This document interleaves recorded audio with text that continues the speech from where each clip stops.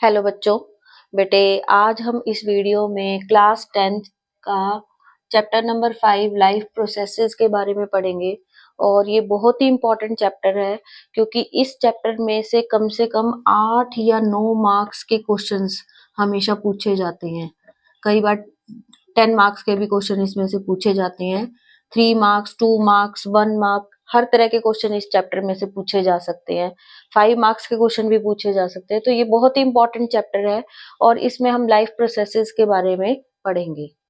बेटे, हम इस वीडियो में एनसीईआरटी की बुक में दी गई एक एक लाइन को हम एक्सप्लेन करेंगे और मुझे उम्मीद है कि जब आप इस वीडियो को देख रहे होंगे तो आप अपनी एनसीईआरटी की बुक को साथ में लेकर बैठेंगे और वीडियो देखने के बाद जब आप इस चैप्टर को पढ़ेंगे लाइन टू लाइन, आपको हर एक चीज जो है वो समझ में आ जाएगी।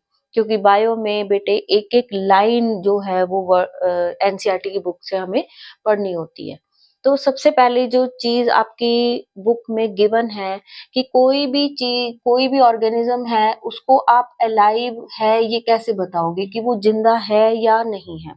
तो उसको बताने का हमारे पास क्या एक तरीका है कि उस ऑर्गेनिज्म में मूवमेंट है या नहीं है।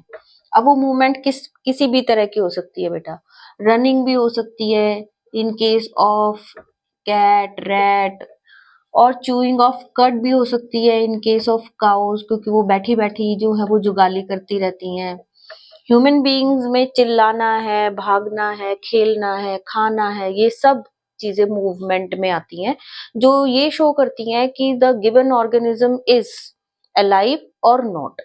अब बात आती है प्लांट्स की कि प्लांट्स में हम कैसे बताएंगे कि वो अलाइव हैं या नहीं है। तो प्लांट्स के जो अलाइवनेस है वो हम कैसे बता सकते हैं कि प्लांट्स जो है वो ग्रो करते हैं, कि उनके जो स्टेम है वो ग्रो कर रहे हैं, उनकी लीव्स ग्रो कर रही हैं, उनमें फ्लावर्स आ रहे हैं, उनमें फ्रूट्स लग रहे हैं। वो सारी चीजें ये बताती है कि प्लांट्स जो है वो लिविंग है इस तरह से।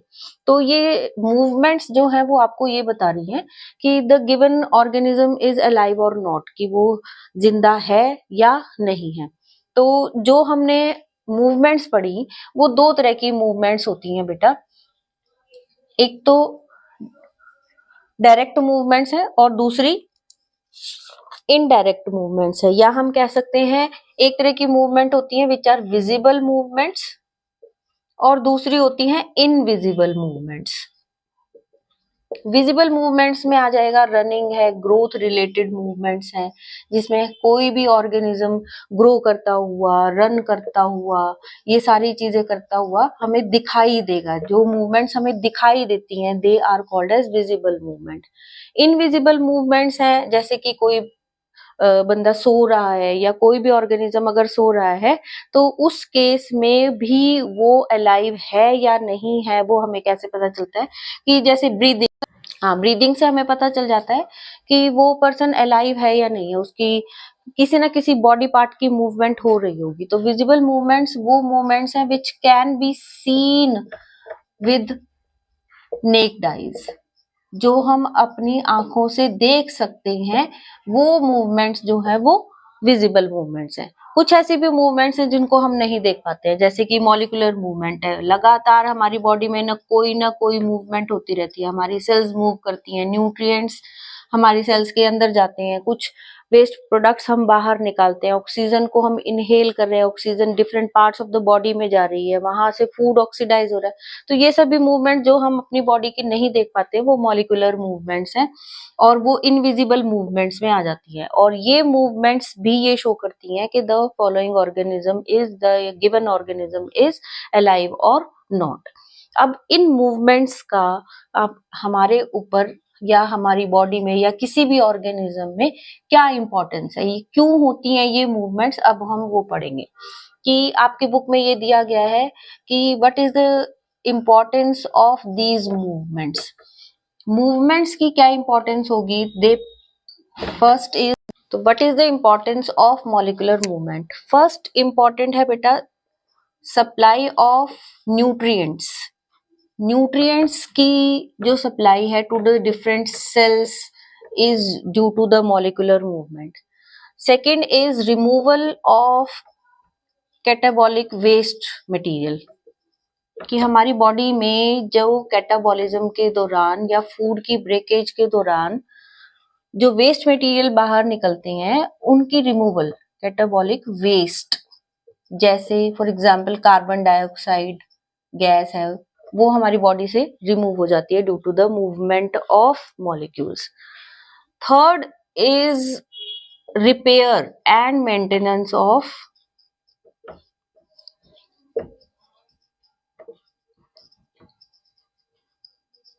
सेल्स एंड ऑर्गन्स, या सेल्स एंड ऑर्गेनलीज, जो सेल्स के अंदर ऑर्गेनलीज पाई जाती हैं उनकी रिपेयर में हेल्प करती है। हमारी बॉडी जो है बेटा, that is an organised system. किस चीज का? वो ऑर्गन्स से बना हुआ है। ऑर्गन्स किससे बने हैं? टिश्यूज से बने हैं। टिश्यूज किससे बने हैं? सेल्स से बने हैं। तो cell is the ultimate unit. तो सेल्स के अंदर कुछ ना कुछ टूट फूट होती रहती है, तो उनकी रिपेयर के लिए, उनकी मेंटेनेंस के लिए हमें मॉलिक्यूलर मूवमेंट्स की जरूरत होती है। और जब तक उनकी रिपेयर नहीं होगी, वो टिश्यूज को अच्छे से प्रिपेयर नहीं करेंगे, और टिश्यूज अच्छे से काम नहीं करेंगे तो ऑर्गन्स हमारे अच्छे से काम नहीं कर पाएंगे। तो हमारी बॉडी की पूरी जो फंक्शनिंग है, that is dependent upon the molecular movements. तो हमारी लाइफ प्रोसेसेस में ये बहुत इंपॉर्टेंट रोल प्ले करती हैं movements.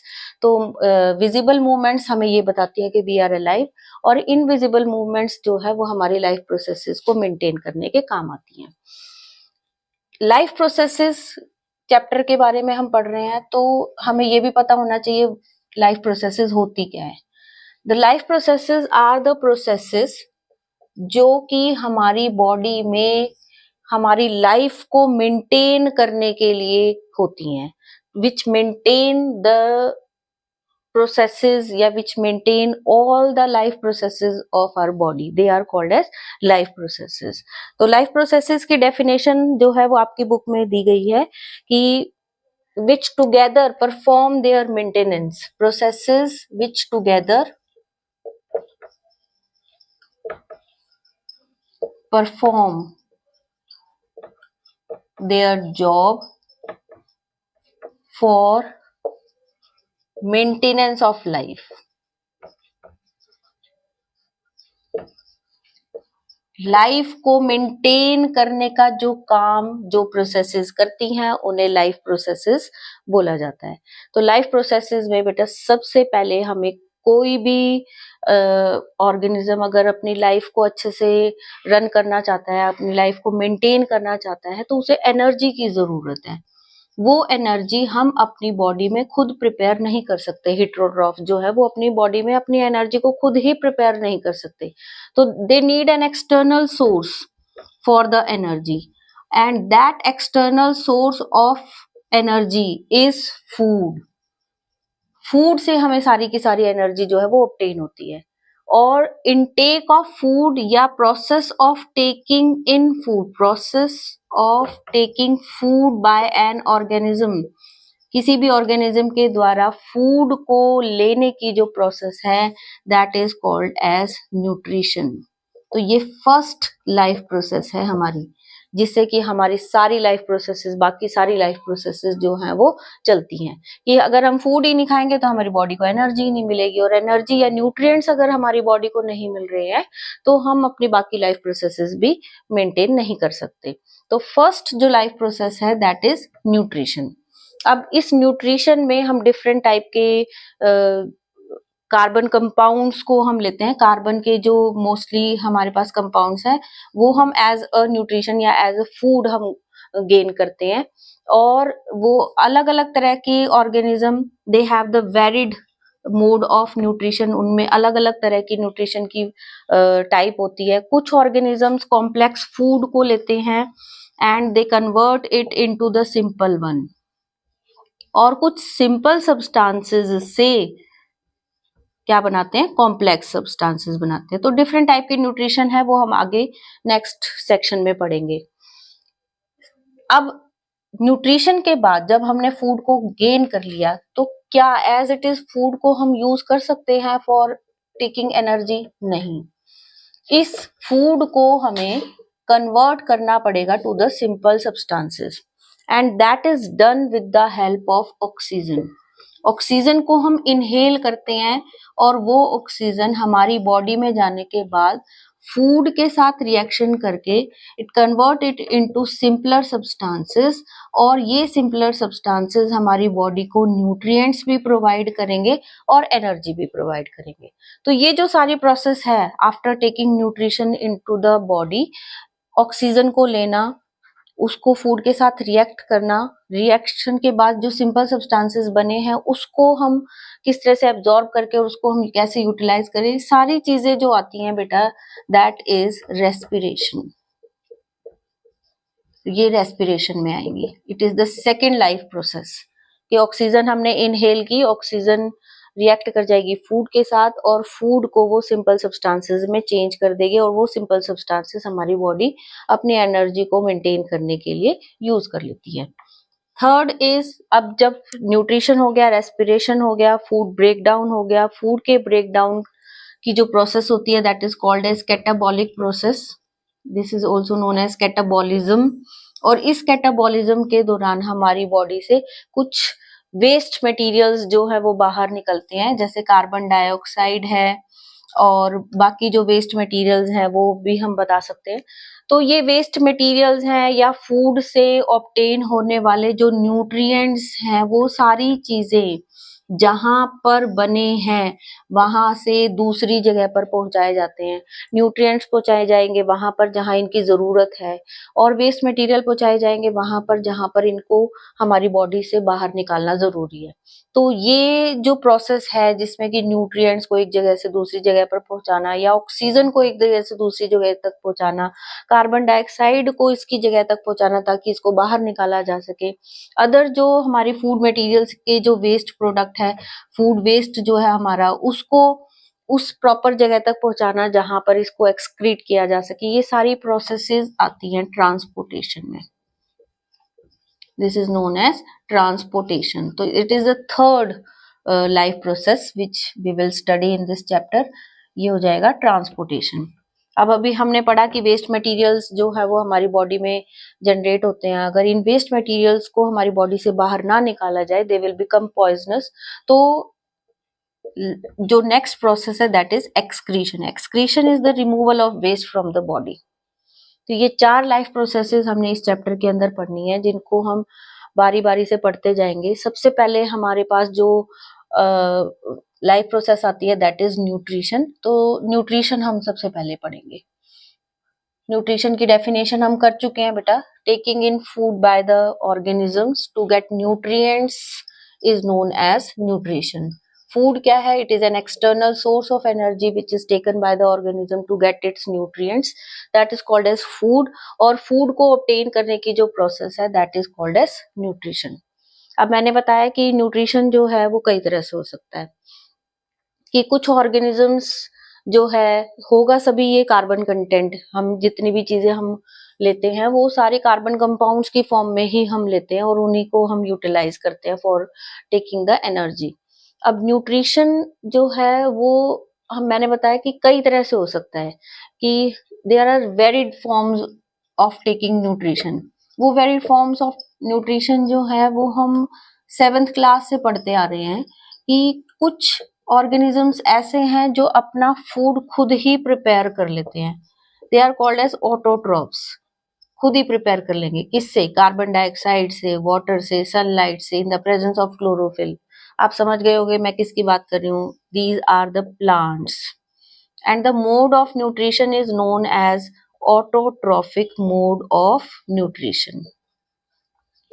Second type of mode nutrition है जिसमें कि ऑर्गेनिज्म अपना फूड खुद प्रिपेयर कर ही नहीं सकता, वो अपने फूड के लिए डायरेक्टली और इनडायरेक्टली ऑटोट्रॉफ्स पर डिपेंडेंट है, and that type of nutrition is known as heterotrophic nutrition. Heterotrophic nutrition कि वो डायरेक्टली और इनडायरेक्टली ऑटोट्रॉफ्स पर ही डिपेंड करेगा। हेट्रोट्रॉफ्स या हेट्रोट्रॉफिक न्यूट्रिशन 3 तरह का होता है। फर्स्ट इज सेप्रोफिटिक, ये भी हम पढ़ चुके हैं, कि ऐसे ऑर्गेनिज्म जो अपना food dead and decaying organic matter से ऑब्टेन करते हैं, डेड डिकेइंग ऑर्गेनिक मैटर से अपना फूड ऑब्टेन कर रहे हैं, दे आर कॉल्ड एज सेप्रोट्रॉफ्स। जैसे कि एग्जाम्पल है हमारे पास मशरूम, वो एक सेप्रोट्रॉफ है। Second type of nutrition is parasitic, जिसमें पैरासाइट होता है जो कि पूरा का पूरा न्यूट्रिशन अपना होस्ट से ऑब्टेन करेगा, इसके ऊपर ही रहेगा, इसी से खाएगा, इसी के ऊपर रहेगा। पैरासिटिक न्यूट्रिशन एग्जाम्पल कसकटा, आपने अमर बेल का नाम सुना होगा, सिर में जुएं हो जाती हैं, वो भी पैरासाइट्स होती हैं। Third type of nutrition is holozoic,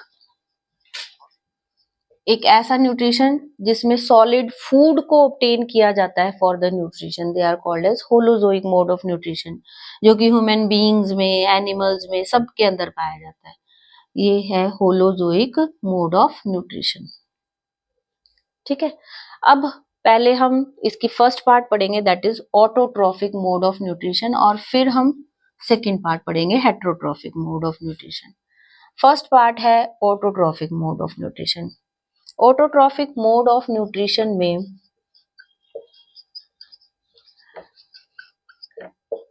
green plants जिनके पास क्या है, क्लोरोफिल है या क्लोरोप्लास्ट है, वो क्या करते हैं, इन the presence of carbon dioxide and water, 6CO2 6, chlorophyll की प्रेजेंस में, हमने कहा कि क्लोरोप्लास्ट की प्रेजेंस में, and in the presence of sunlight, they convert carbon dioxide and water into carbohydrates, C6H12O6, and oxygen gas is removed. अब ये जो कार्बोहाइड्रेट यहाँ पर बने हैं, ये कार्बोहाइड्रेट इमीडिएटली कभी भी यूज नहीं होते। तो कुछ कार्बोहाइड्रेट्स जो यूज हो गए वो यूज हो जाते हैं, लेकिन जो यूज नहीं हो पाए, they are stored as starch, वो प्लांट्स में स्टार्च के रूप में स्टोर कर लिए जाते हैं। और जब हम स्टार्च के रूप में, जब हमने इसको स्टोर कर लिया, जब हम फूड को हेट्रोट्रॉफिक मोड ऑफ न्यूट्रिशन में एनिमल्स जो है फूड को ऑब्टेन करते हैं, तो यही कार्बोहाइड्रेट्स जो है वो एनिमल्स में चले जाएंगे, और एनिमल्स जो है वो भी इमीडिएटली पूरे के पूरे कार्बोहाइड्रेट्स को ऑब्टेन या यूज नहीं कर सकते, तो वो क्या करते हैं, वो इनको स्टोर कर लेते हैं एज ग्लाइकोजन। एनिमल्स में ये कैसे यूज हो जाएगा, that is stored as glycogen. तो ये चीजें आपने दोनों चीजें याद रखनी है कि प्लांट्स में कार्बोहाइड्रेट्स को स्टोर किया जाता है एज अ स्टार्च, और एनिमल्स में इसको स्टोर किया जाता है एज ग्लाइकोजन। अब ऑटोट्रॉफिक मोड ऑफ न्यूट्रिशन हमने पढ़ लिया कार्बोहाइड्रेट्स बने स्टार्च के रूप में, वो स्टोर कर लिए गए, एनिमल्स ने प्लांट्स को खाया, कार्बोहाइड्रेट्स इनके अंदर आ गए, वो भी सारे के सारे यूज नहीं कर पाए उसी टाइम पर, तो उन्होंने उसको स्टोर कर लिया एज ग्लाइकोजन। ठीक, अब ये प्रोसेस होती कैसे है, अब हमें ये देखना है कि प्लांट्स ने सनलाइट कैसे एब्जॉर्ब की, उसका क्या किया, कैसे, कौन कौन से स्टेप्स थे जो उन्होंने फॉलो किए, जिसकी वजह से वो कार्बोहाइड्रेट्स को प्रिपेयर कर पाए। देखो बेटा, प्लांट्स जो होते हैं उनकी जो पत्तियां होती हैं या लीव्स जो हैं, उनको अगर आप उनका सेक्शन काट कर देखो इन माइक्रोस्कोप, तो इस तरह की स्ट्रक्चर हमें उसमें कुछ दिखाई देती है। ये एपिडर्मिस है, एपिडर्मिस के ऊपर एक क्यूटिकल होती है, और क्यूटिकल के नीचे एपिडर्मिस आ गई, उसके नीचे इस तरह की सेल्स पाई जाती हैं which are known as the palisade mesophyll cells, और इनके नीचे कुछ और तरह की सेल्स भी हैं या टिश्यूज हैं जिनके बीच में बहुत सारे एयर स्पेसेस पाए जाते हैं, और इनको कहा जाता है, these are spongy mesophyll cells. इस तरह की स्ट्रक्चर्स जो है होती हैं, इनके नीचे एक और क्यूटिकल पाई जाती है, और इस क्यूटिकल के अंदर किडनी शेप्ड सेल्स होती हैं which are known as the guard cells, और गार्ड सेल्स के अंदर जो स्पेस बच जाता है that is known as stomata, which is used for the exchange of gases. ठीक है, अब यहाँ पर इन टिश्यूज में, यहाँ पर बेटा ये सारे कनेक्टेड हैं, आप ये सब कनेक्टेड है एक दूसरे से, टिश्यूज हैं पूरे।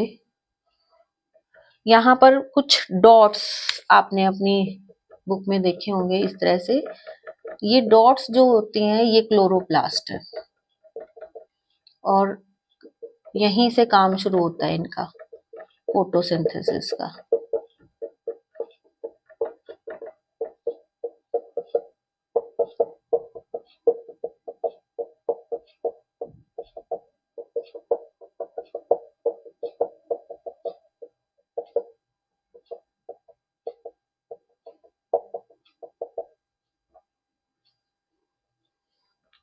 एक और स्टोमेटल सेल्स हम बना लेते हैं। हाँ, तो ये पेपर में क्वेश्चन कैसे पूछा जाएगा, ये डायग्राम तो बुक में भी गिवन है। को पेपर में क्वेश्चन पूछा जाएगा कि लेबल दिस डायग्राम, इस डायग्राम को लेबल करो। डायग्राम आपको दे दिया गया है, अब आपको इसकी लेबलिंग करनी है कि आप इसको लेबल कैसे करोगे। तो मैंने आपको बताया दिस इज अपर एपिडर्मिस, ये अपर एपिडर्मिस है, और सबसे नीचे वाली लेयर जो हो जाएगी वो लोअर एपिडर्मिस हो जाएगी, क्योंकि ये सबसे नीचे है। This is lower epidermis. इसके ऊपर हमने ये बताया कि ये वैक्सीक्यूटिकल है, जो कि वाटर की रिटेंशन में हेल्प करती है, पानी को बहुत ज्यादा लूज नहीं होने देती। These are the guard cells, ये गार्ड सेल्स हैं जो कि स्टोमेटल ओपनिंग को कवर करते हैं। ये स्टोमेटा है।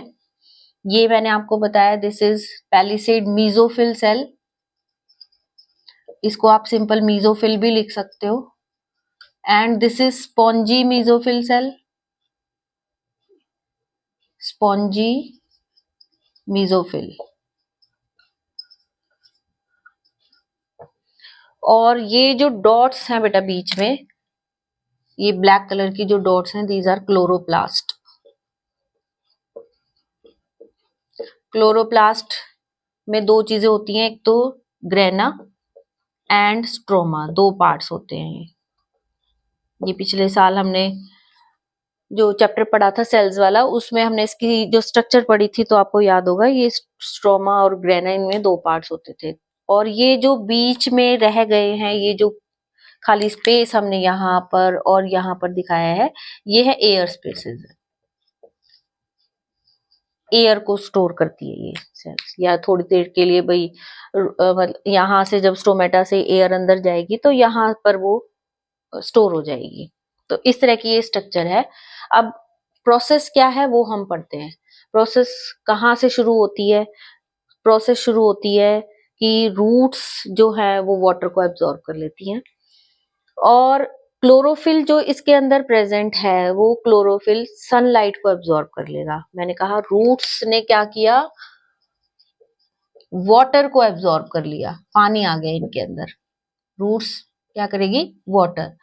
और क्लोरोफिल क्या करेगी, वो सनलाइट को एब्जॉर्ब कर लेगी। क्लोरोफिल के अंदर क्या है, सनलाइट एब्जॉर्ब हो गई इसके अंदर। स्टोमेटा क्या करेगा, यहां से स्टोमेटा का काम है कार्बन डाइऑक्साइड का एक्सचेंज, कार्बन डाइऑक्साइड को वो ले लेगा। ये तीनों चीजें अब लीफ और रूट्स के द्वारा प्लांट के अंदर आ गई हैं। अब इन्होंने क्या करना है, इस डायग्राम को देख लो बेटा, इसको स्क्रीनशॉट ले लो, और ये आपने लर्न भी करना है, आपको पता होनी चाहिए कौन सी चीज कहां पर है। ये देखो, अब हम कहते हैं हमारे पास ये तीनों चीजें आने के बाद 3 स्टेप्स में प्रोसेस होगी। वो 3 स्टेप क्या है? फर्स्ट स्टेप जो है that is absorption of sunlight. किसने करनी है? क्लोरोफिल ने। सनलाइट एब्जॉर्ब हो गई। सेकेंड स्टेप में ये जो सनलाइट है वो कन्वर्ट हो जाएगी, conversion of solar energy into chemical energy में, एटीपी में चेंज हो गई है, इनटू केमिकल एनर्जी में ये चेंज हो गई। और ये केमिकल एनर्जी क्या करेगी, that will splitting of H2O, water को ये स्प्लिट कर देगी किसमें, H positive and O2 negative ion में। ये दोनों प्रोसेसेस जो हैं वो क्लोरोप्लास्ट के ग्रेना में पाई जाती हैं। थर्ड जो स्टेप है दैट इज रिडक्शन। अब ये जो हाइड्रोजन यहाँ पर बना है वो काम आ जाएगा किसमें, reduction of carbon dioxide to carbohydrate. वो कार्बोहाइड्रेट में उसको चेंज कर देगा, क्योंकि उसके पास C और O तो पहले ही था, हाइड्रोजन और आ गया C6H12 बनने में, अब वो हेल्प कर देगा और ये जो ऑक्सीजन बची वो एज ऑक्सीजन गैस रिमूव हो जाएगी प्लांट्स से। तो ये सारी प्रोसेसेस होती हैं बेटा इसमें।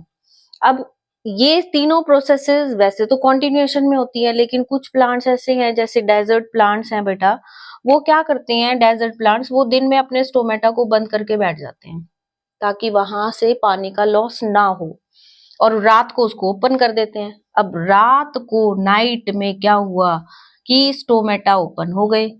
स्टोमेटा जैसे ही ओपन हुए उन्होंने कार्बन डाइऑक्साइड को ले लिया, कार्बन डाइऑक्साइड को स्टोर करके रख लिया।